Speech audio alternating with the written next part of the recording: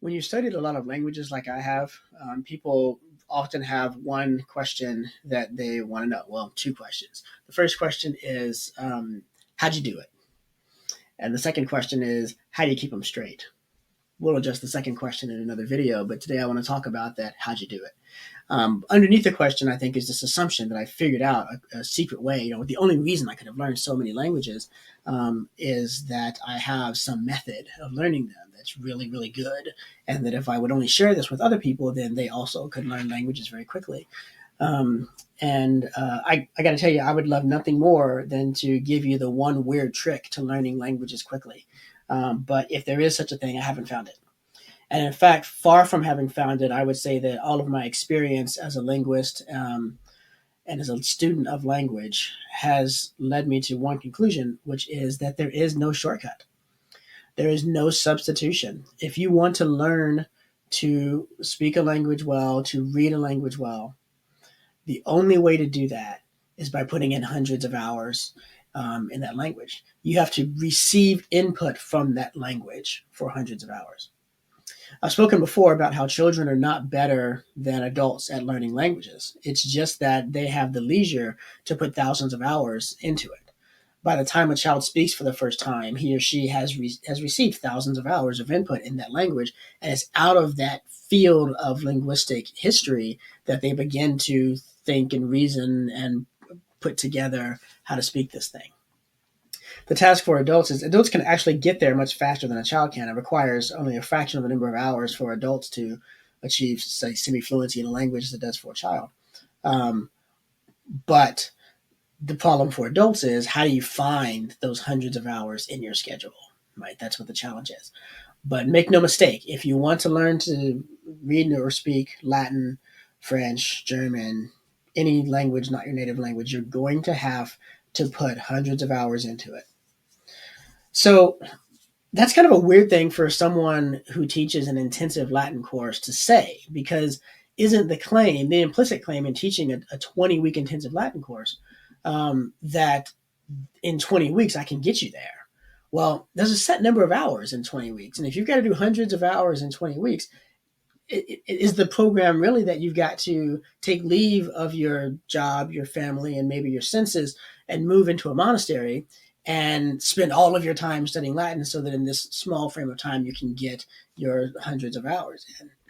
No, that's not what I say. That's not what I'm after with that course. There's a different thing that I'm after. And to get at it, I'll address another question that I sometimes get asked, which is, part of that "how did you do it" question sometimes assumes that, okay, so there's different methods that you applied, right? Maybe you took some classes, but like, what else did you do besides taking classes? Because again, the person asking me that question is wondering, really, they don't really want to know how I did it, except insofar as it helps them to know how they could do it, right?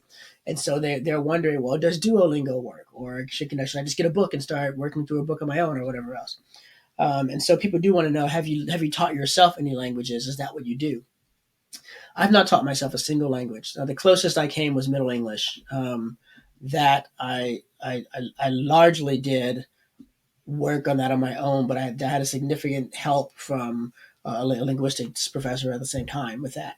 Um, I don't find that I can teach myself languages, and there's a couple of reasons. Well, there's really one big reason why, and that is that I don't know the language.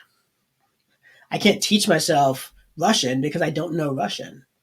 Because what's going to happen is, as I'm reading the language, as I'm learning, reading the textbook that I'm using or whatever, and it says, blah, blah, blah, the Russian does this. And I'm going to think, ooh, that's interesting. That's kind of like something Latin does. I wonder if that means this. Does Russian take that and do this with it? Right? And it can seem the most logical thing in the world that would be what Russian would do.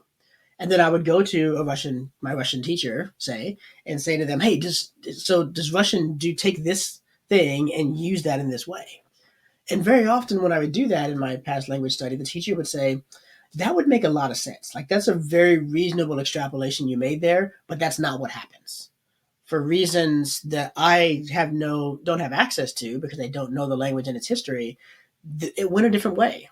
And sometimes the way that these grammatical things get used is not the way you would expect they would be used. But there's no way you could know that ahead of time, right? The only way you can know that is if you've been down the road and seen where it actually goes, right? And so for me, it's so important to have somebody there who can respond to my questions and help me not to form false opinions and draw bad conclusions about the language in the early days when I don't have the experience to actually be drawing conclusions about it yet. Right. And it's also been really helpful to have a language teacher who can say, slow down. I see where you're wanting to go with this, but there's more information you need before we can talk about that. So set that aside and we'll come back around to that. That's why I always preferred to take intensive versions of the languages if I could, to learn the grammar in the smallest amount of time possible, because then it's easier to keep in mind all those things that I'm setting aside for later, when later is next week or 2 weeks away rather than 2 months or 3 months away. So that plays into this question then, because what I can do as a teacher, really what any good teacher should be able to do for you, let me put it differently. The good of having a teacher when you're learning a language is to have someone who can guide your steps and say, I know that doesn't seem like a big deal now, but if you don't stop doing that right now, or if you don't start doing that right now, if you don't start memorizing those principal parts, you are really going to regret it later on, right? That saves you time because they're telling you what to put your time into now in order to get the highest return later. So one of the things that people tell me most when they're studying a language is, oh, it's vocabulary. I'm hitting the vocabulary really hard. And I'll always respond to them, that's the last thing you should be working on. That's the lowest on your priorities when learning that language. And they're like, what do you mean? Because isn't it true that if I don't know what the words mean, I won't be able to understand the sentence? To which I can only reply, yes, that's true. But what happens when you're reading a sentence and you don't understand what the words mean? What is your recourse? You can look the words up in a dictionary, and then you'll be done. You will fundamentally understand that sentence.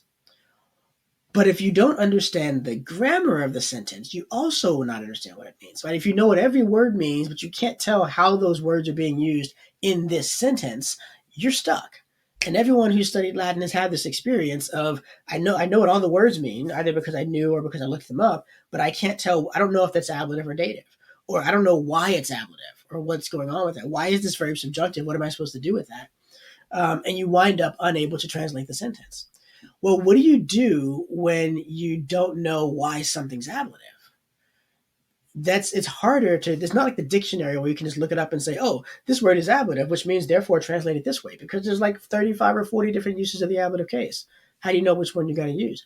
You need to have spent time studying those syntactical structures so that you can go through them in your mind and review them and figure out which one makes most sense. If you don't know what a word means, you know where to go to find out. If you don't know why this is in the subjunctive, it's hard to know where to start looking to figure out the answer to that question. So you've got to know that aspect of it so much more. And so I need a teacher, and we all need teachers, to help us to understand, put your time into these aspects of the syntax. This is the stuff that really gets used a lot. This is the stuff that trips you up, that's going to trip you up for the first year that you're reading this language, right? And can say to you, hey, this other thing, yeah, it's important, but it's a secondary priority or it's a tertiary priority, right? So you need that guide, that experience guide to help you understand what's going on, because not every hour is the same.